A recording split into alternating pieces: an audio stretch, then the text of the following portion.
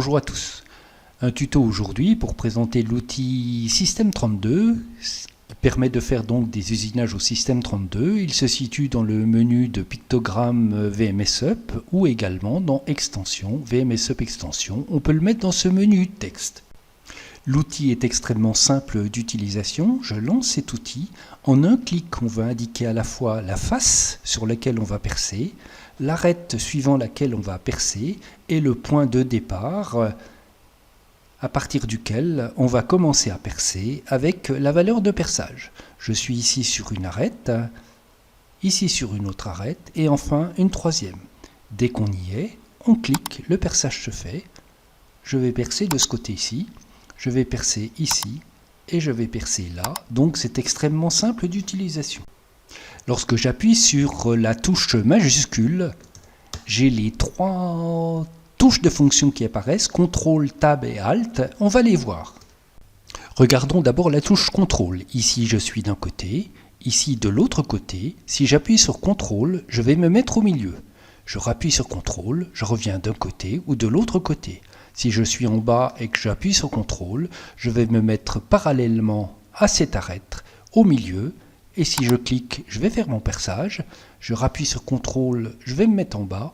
Et je vais me mettre en haut. J'ai donc mes trois rangées de perçage qui sont faits, dont l'un est au milieu. Si j'appuie sur Tab, j'ai une boîte de dialogue qui apparaît. Et je vais pouvoir définir le début des perçages.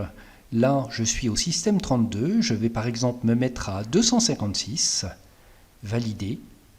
Si je me mets vers le bas, les 256 sont mesurés par rapport au bas. Si je me mets en haut, les 256 sont mesurés par rapport en haut. Je vais percer ici, CTRL, percer au milieu. L'ensemble de mes perçages commence à 256 par rapport au bas. Je rappuie sur Tab. J'ai la possibilité également de définir la fin des usinages à une certaine valeur. Ici, je suis à 64, mais je peux prendre 256 ou des valeurs du Système32.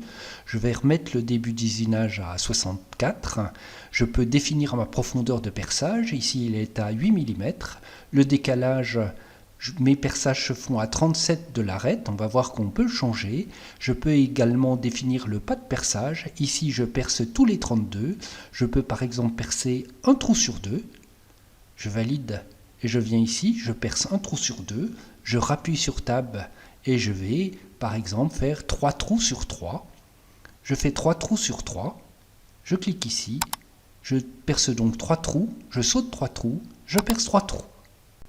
Si à présent j'appuie sur Alt, je vais avoir accès aux valeurs de paramétrage de l'outil et non pas aux valeurs par défaut.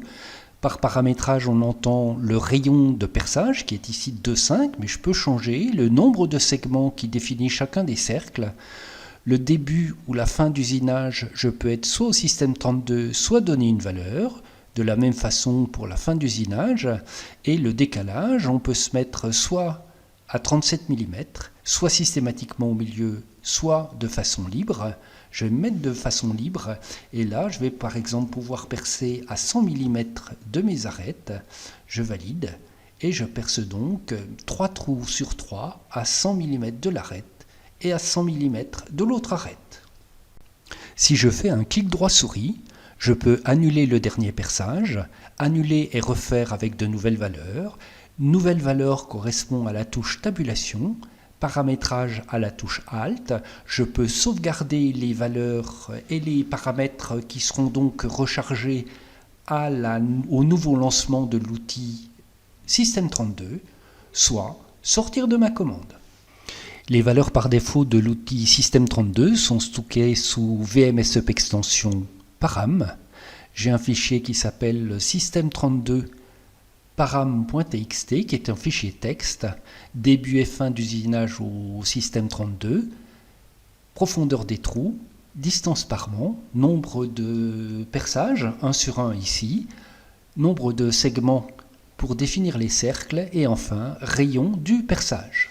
Ce sont donc les valeurs sauvegardées avec la commande sauvegarde des valeurs.